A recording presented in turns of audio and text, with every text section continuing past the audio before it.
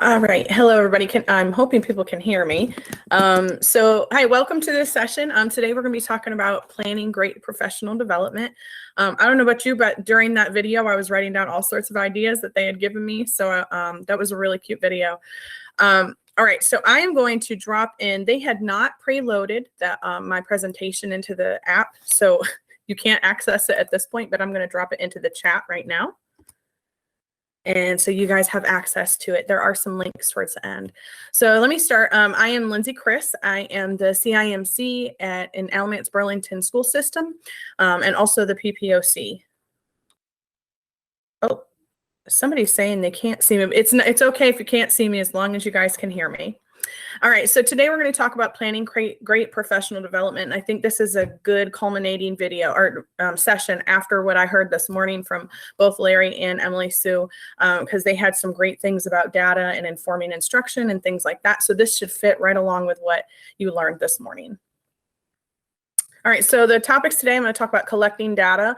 I know Larry and Emily Sue both talked a lot about this today, but just kind of talking about how we make sense of that for professional development purposes, who to collaborate with, how you can customize it for your staff, just basics on what we're coaching and what we're looking at while we're coaching, and then some challenges. And if we have time at the end, we might be able to help other people with challenges. All right, so the first thing, collecting data. We saw that all today and all this week, we've heard a lot about collecting data from different sources and like where and how to collect it. So I'm just going to let you know, I take data from multiple points. Things like the CLNA as we do that, the local application with our data, Perkins data, all of our stakeholders. Some of it's a little bit more formal than others. Some of it is numbers, and then some of it is people's opinion on stuff that we've done or things that they feel like they need. All the POL data that we get this year, that we've had over the last year is definitely, even if it's not in CTE Admin, like the PBM data wasn't in there last year, but just things like that as we're doing POLs and getting data from that. I get a lot of data from my informal conversations with our staff.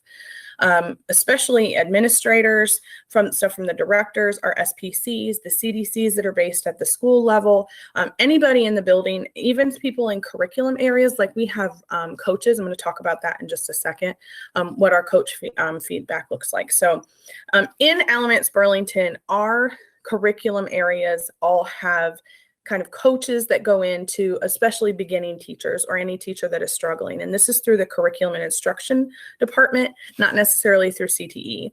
But we have an extra person there that is looking at instructional practices. Even though they're not a professional in the CTE world, they're still giving some feedback on instructional practices for our teachers as well.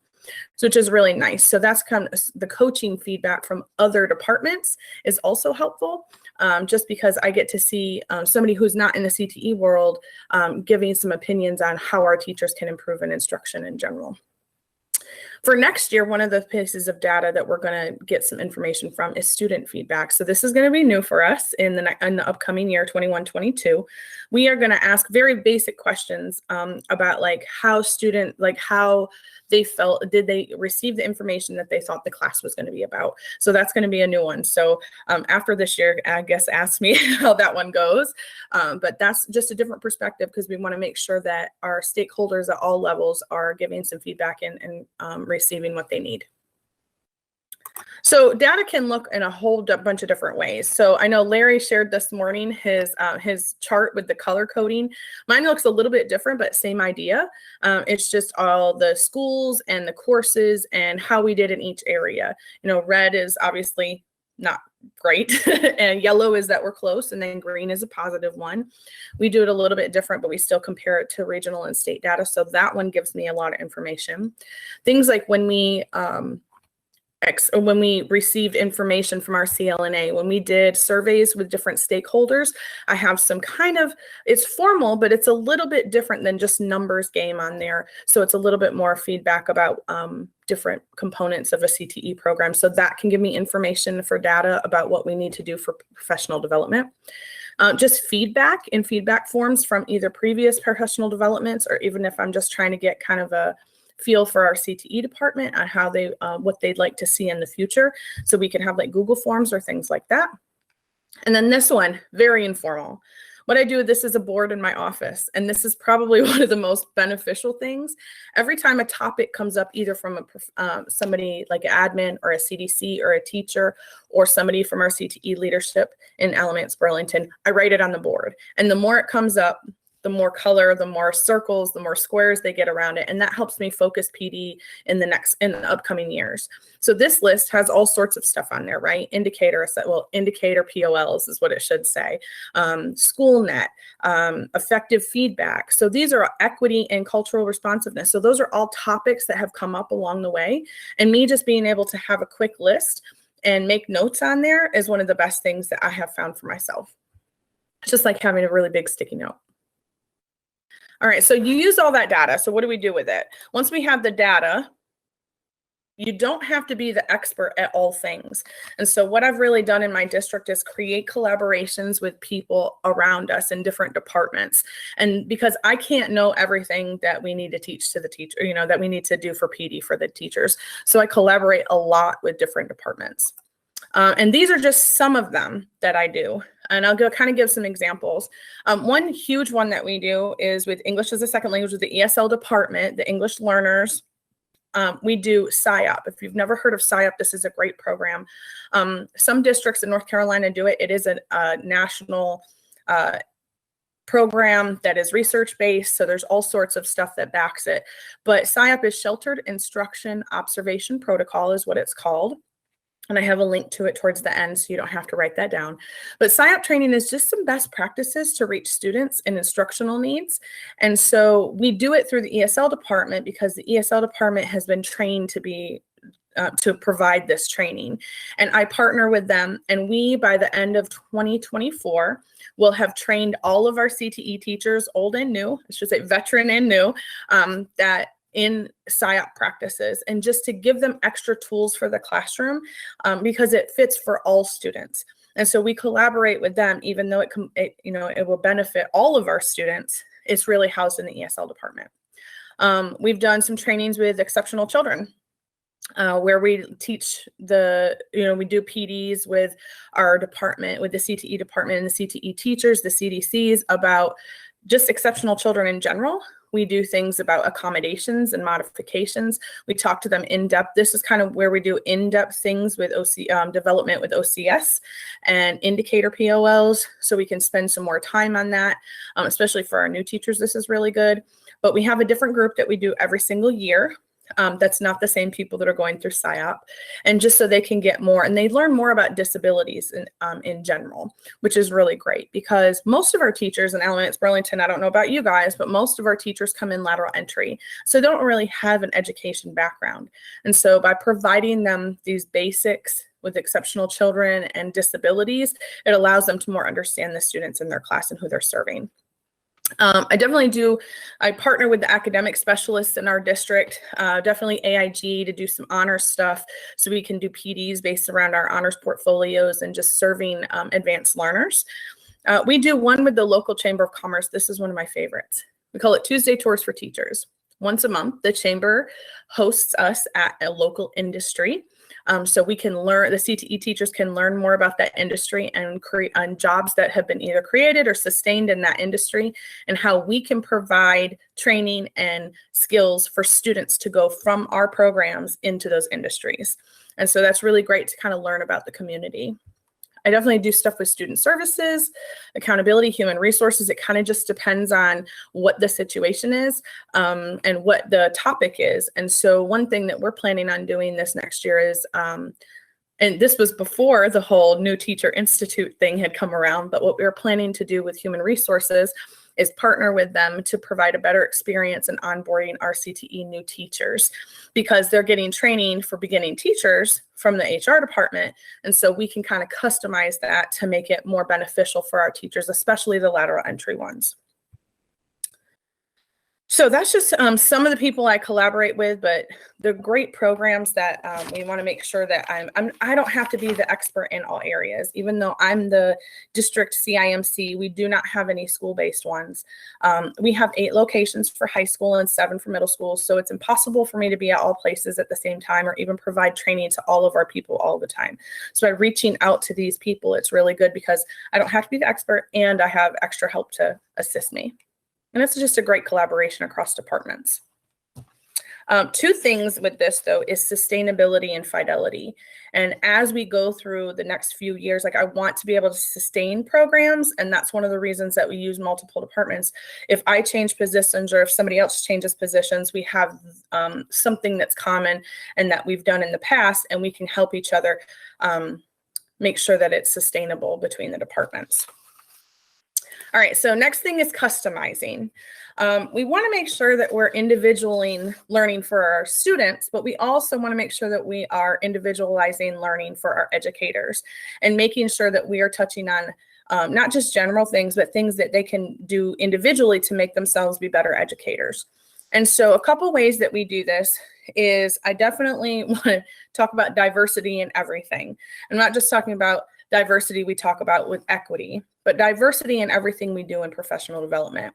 So we want a variety of research and resources. The different research, like it can be about the same topic, and everybody's got a kind of a different point of view about that one topic. So by getting multiple points of research and different resources that all fit together, that can help us, especially when we're talking about all the education words across the board that we want to train teachers on, particularly when they're lateral entry. We want to make sense of all those education words.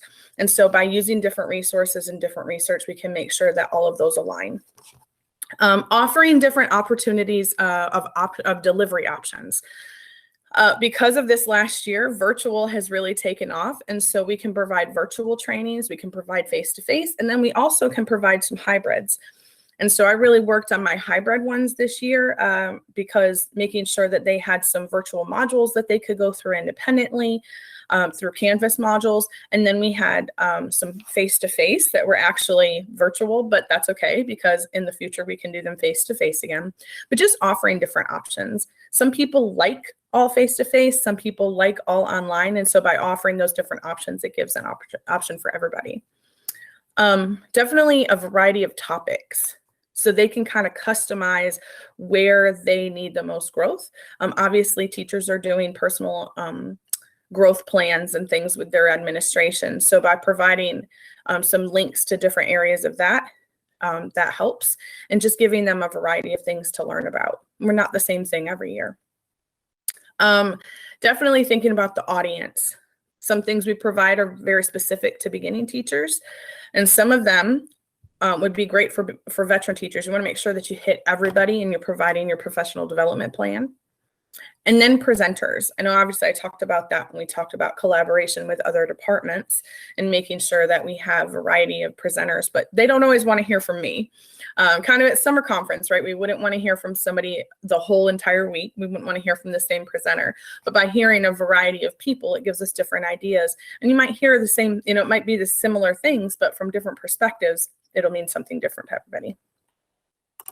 The next C is coaching. And, in the last few years, we've seen some growth in this as the CIMC position. So we want to make sure that we're sustaining the growth that people are doing, in their classrooms and through their professional development. And we want to grow our people. So just some reminders as you are coaching some people, making sure we're coaching all of our teachers, definitely using their strengths to, to make them grow, but challenge them as well. And I think a lot of I know we've went through cognitive coaching as well in our district, in addition to the coaching from the constructive learning design, and just getting people to challenge themselves and get them to grow. I said sustainability. The coaching helps the sustainability of the professional development.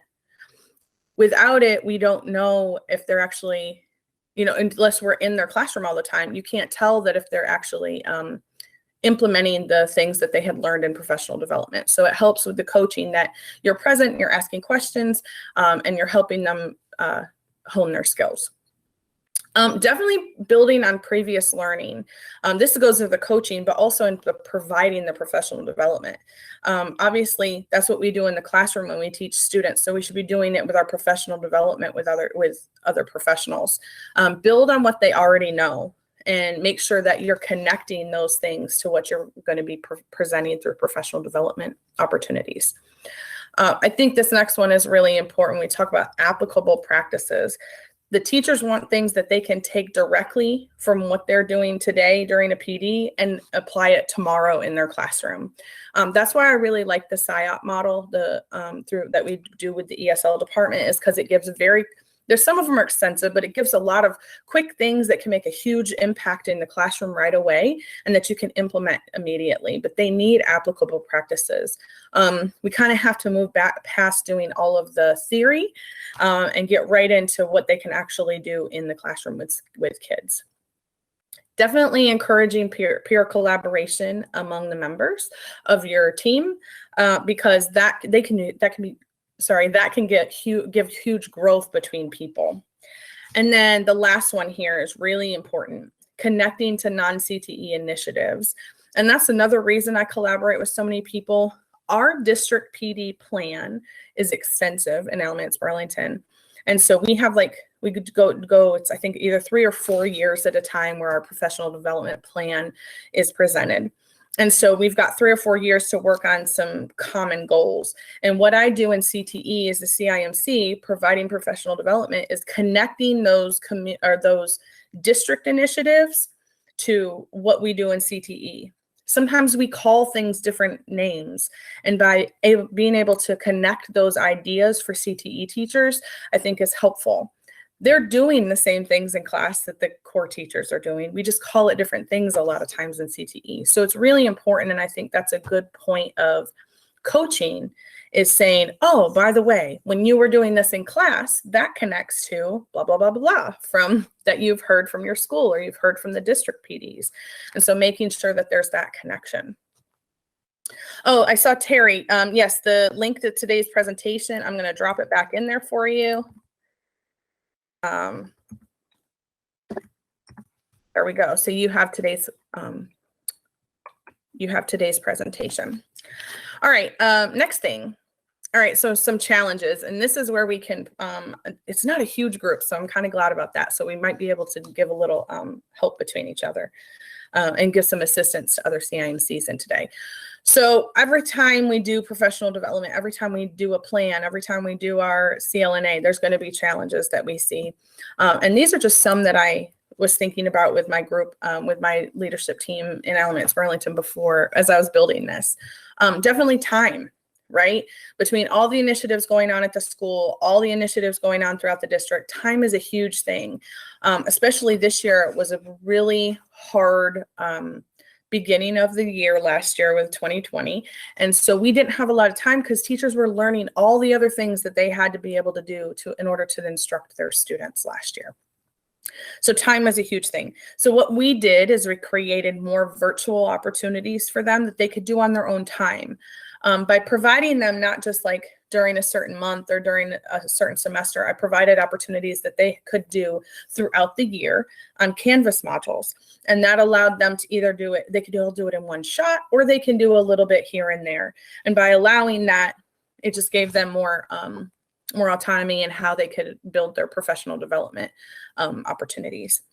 So another thing we did is some of these state assessment training, some of the things and some of the information, not necessarily about the state assessment itself, but there's some things that I ended up doing virtually as well through Canvas modules, because of all those things that they have to do at the end of the year.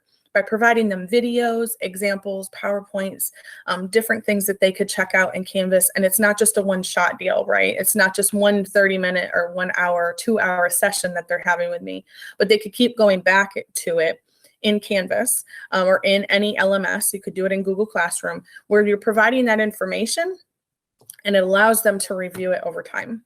Right? If they need something, they can go back to it.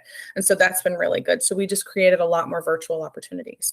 The second one, this is a huge challenge for us, I don't know about anybody else, is space. When we do face-to-face, Alamance Burlington has 0 meeting spaces. that can hold more than 30 people. And so this is really a huge challenge for us, which is one reason that we have gone to more face-to-face options. I'm sorry, more virtual options instead of face-to-face. So that's something that is definitely a challenge for me in Alamance Burlington, is just the space to get people together. As we've opened new centers or we've had new personnel and stuff, it's just reduced our amount of space. All right, next thing, the variety of options. We've really worked in the last few years to offer a variety of topics to kind of help with that. And we definitely take suggestions from our staff. If there's something that they really feel they need training on, or there's an area, we try to offer that within the upcoming years, especially if it fits in with our CLNA data or Perkins data or POL data or anything that we see.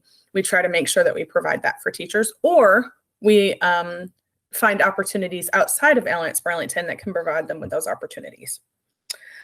Staff turnover is a huge one, which hurts with sustainability of programs.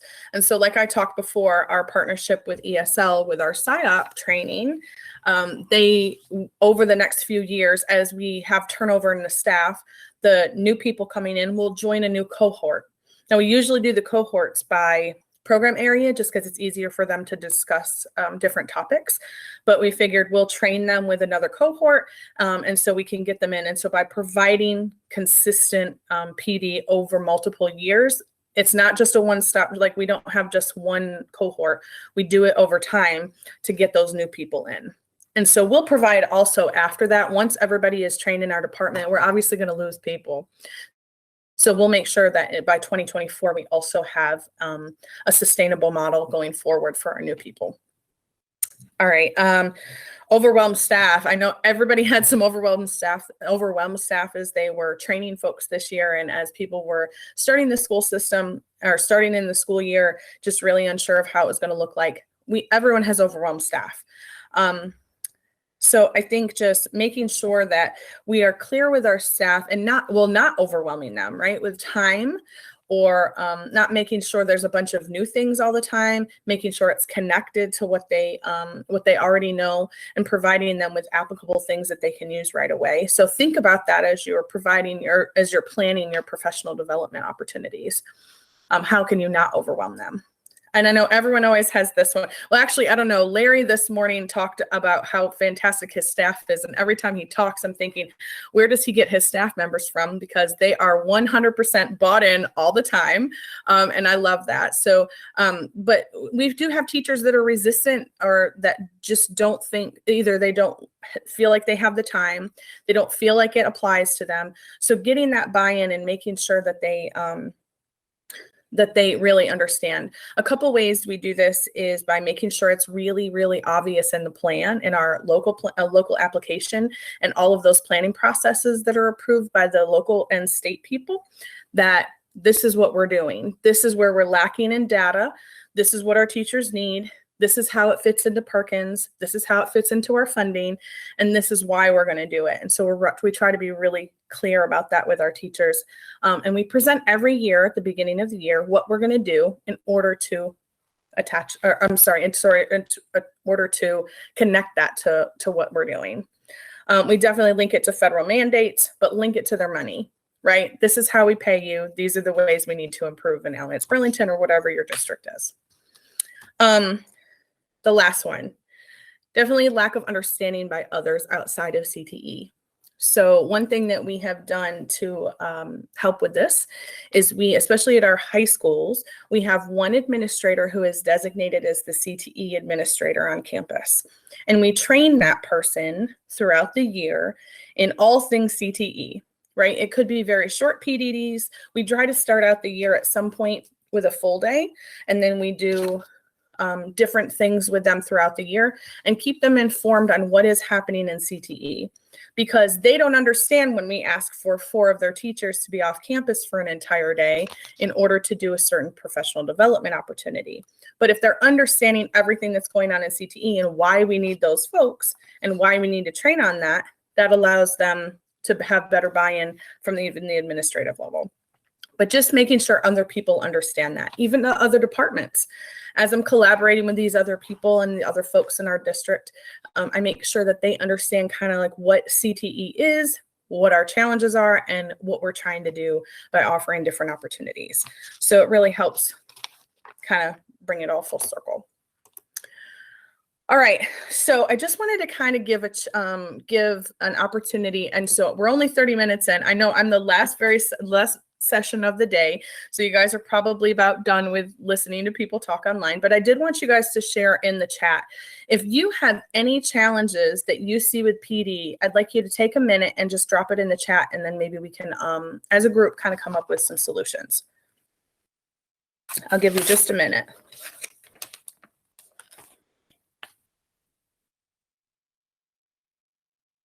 Jennifer said buy-in. Absolutely. This is a huge one. And a couple people said buy-in. Okay. Different levels of learners. Jennifer James, thank you. So differentiation. Can you guys, is this differentiation in the classroom or differentiation between your teachers?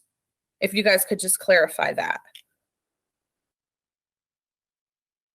Lenny, I very much agree. You said old teachers that are stuck in their ways and determined to do the things that they have always done. Absolutely. I have that issue as well. We have some veteran teachers who have been around since before my time. And so they are very stuck in what they do. What we have tried to do there is just, well, there's a couple things. Having their administrators on campus be aware of any changes that we're making in CTE. Definitely connecting it to district initiatives has helped a little bit because they have to do some things at the school that connect with what we're asking them to do. Another way that I'm doing is that we just sit down and talk about it. Right. And I still have those people. I've asked people very point blank, like I said, would you go to the same doctor who is doing the same things, who is doing the exact same healthcare that they did 40 years ago? Because I was thinking, we don't want our classrooms to look like they did 40 years ago. We want them to look modern. And that's why we're making change. And I've had people say, yes, I would go to that doctor. So I think it kind of just depends. I think it's definitely a mind shift for a lot of people. And if anybody has any suggestions for these, please drop those in too. Pam said veteran teachers believing they already know. I completely agree. That's probably my hardest group is my veteran teachers. So I try to connect it to their strengths, or I try to use them as examples when we talk about positive things to make sure that they understand that what they're doing isn't wrong per se, but how we can connect it to our initiatives that we're working on now. Dealing with one negative teacher that will spread their views during PD. Absolutely. One way I have fought that is if there's a negative teacher and they've, especially if I'm involved in the PD, is I have started to ask them to clarify what the issue is. And I think sometimes when I'm putting them on the spot, they get either uncomfortable if they know that they're wrong, but two, we can talk about why they're being negative or why they don't feel like they should be there. And so kind of giving them that opportunity, but you've got to be able to shut it down too, right? Once you've had enough of that conversation, being able to shut it down. Lots of old versus new. Yeah. I'm going to go back to having differentiated options for them, and having a variety of topics has really helped. So one thing I did on Canvas this year when I offered some PD is I had different modules. There was 8 modules available during the year. They could get up to 2.4 CEUs based upon the content. And each module was a different amount of time. And they could pick and choose which modules that they wanted. I did it this first year as something that was, it wasn't mandatory. So it was just whoever wanted to sign up for it. I had 14 people out of our 100 teachers sign up. So not great numbers, but that was also in a year that they were learning a bunch of stuff. But I provided a variety of topics in there. And I was really surprised to see the ones that picked which topics in there. So if you have questions about that, I know I've talked to my region about what I did with that, but you're welcome to contact me if you wanted to see more about that. Trying to manage to serve all teachers. I feel like just as we start to do some work on one topic, the focus changes and we forget about what we've started. Pam, I absolutely agree. That's why we've started to look in Elements Burlington on multiple years of training our folks, like why we've stuck with SIOP or why we do the same training with Exceptional Children's Department over multiple years. Is so we have some continuation. Then if there's any change in district or state or national things that come in, we can kind of incorporate that into what we've already done. And so, yeah, I agree with you on there. Okay. How often do you meet with the admin that are overseeing CTE? Is there a set schedule? So Lenny, we don't have a set schedule. We kind of share information throughout the year as important information happens. We have one like full day training with them throughout the year. And then there's other things that they will join us for, right? When the information came out this year about what had to happen in ECATS and how it was connected to CTE Admin, we made sure that they came for that training. We just make sure we offer different opportunities in CTE about what we're doing so that they're present for things that we're telling our teachers. Some of them, the full day training that we do in the fall is a full day with just the CTE administrators in a room. And for some district of our size, that's really helpful. But I think depending on the situation, they're invited to different things. I hope that probably didn't answer your question, but veteran teachers have to analyze the same data forever and see no changes on the district level. I agree. So I think by using different forms of data, I think helps with your veteran teachers as well. I'm trying to look at different stuff. And that's one of the reasons that we are pulling in some of our student data and their perception of what's going on in the classroom. I'm really interested to see that because I want to see how the veteran teachers will react to that data as well. But yeah, definitely showing them different types of data, I think helps in comparison with not only their school, but district, region, state, in different areas. Admin does not understand that CTE is not English, math, or science. Absolutely. But that's one of the reasons that we have decided that we needed people. Now we have great support system through our central office with our chief secondary officer, and she is over us as well as the secondary principals, which really is helpful for us to have that collaboration time. And she understands that CTE, how important we are, how we're different, and also how we're the same. Because I think we sometimes focus so much on how we're different from the core classes that we forget that our teachers are still teachers and they still have to do some of the same things in class. And CTE is just an elective, absolutely, but just getting buy-in. I think the more we promote our programs and show where we are the same between different departments, I think that helps that that issue. And do your teachers complete any data reflection sheets? We have individual data meetings with teachers and go over reflection sheets as they completed, but I'm interested in using something new, fresh, and different this year.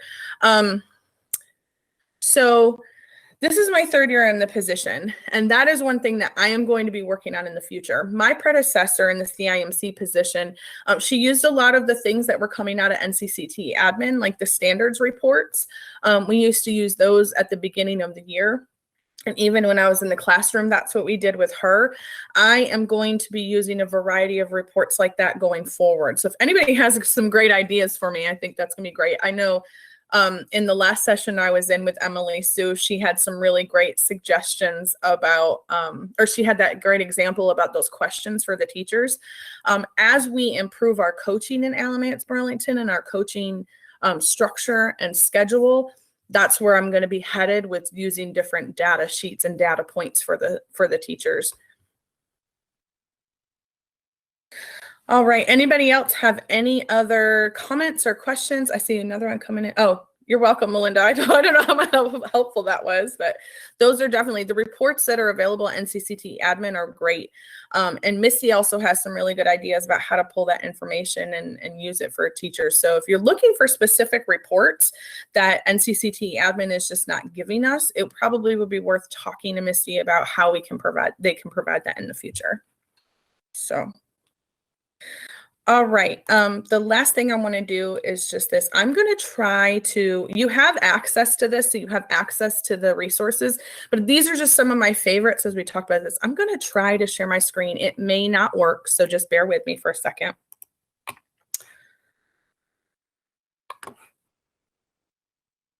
Okay. I'm hoping it's changed. If not, I'm just going to go through these in order.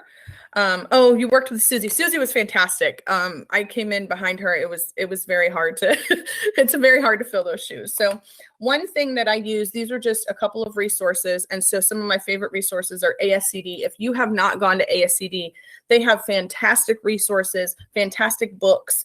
They have all sorts of topics, everything imaginable. They have these, resources called quick reference guides. And they look like this, where they are just like something you could put into a notebook. And I like to share those with my teachers when I do different PDs with them, because it offers a very short snapshot of like that topic. Instead of giving them a 200-page book that they're not going to read, this kind of provides overviews. But their quick reference guides and ASCD are some of my favorite. Oh, I'm sorry, Jessica. Sometimes the arrow spin. This is available. You can get to the links from my presentation if you wanted to go. And I just dropped that in. But if you're looking at this slide right here, these four, for those of you that can see the slide, some favorite PD resources is just what I'm talking about. So ascd.org has some great books, resources, and some different quick reference guides. The second thing I have there is CARE. This is Culture, Abilities, Resilience, and Effort. And this one is a little bit dated, but I'm going to tell you there are some really good cultural activities in here that you could use with your teachers, but also that they could use in their classroom. And as we've started to do different things about cultural responsiveness in the classroom, some of those things are just getting to know your kids. And so there's some pretty good activities in this document. And I think this one is from 2007. I know it's dated, it's old, but there's one from 2011 out there somewhere. And as you look through there are different activities. I put in a link to SIOP for the Sheltered Instruction Observation Protocol, and that is the program that we do with the ESL teachers. With the ESL leads from the district. All of our ESL teachers are trained in this model, but really the model consists of those components right here. If you can see them: lesson prep, building background, comprehensible input, strategies, interaction, practice application, lesson delivery, and review and assessment. So those are like the steps of a lesson plan, right? And so this helps even our veteran teachers kind of hone in on their skills for one particular area, or they can focus on all of them. A lot of our beginning teachers need to focus on like the lesson prep, right? Because that's where they are and they don't know how to lesson prep yet. But we've got some of these other areas our veteran teachers can spend some time on. So it's a good PD for a variety of people. And then the last one are these Mentoring Minds wheels.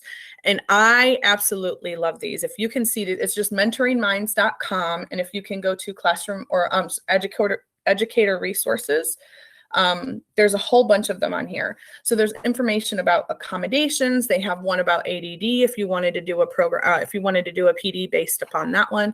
One of my favorite ones is, oh goodness. Let's see if it'll load. Of course, it's not loaded when I get in here to show you.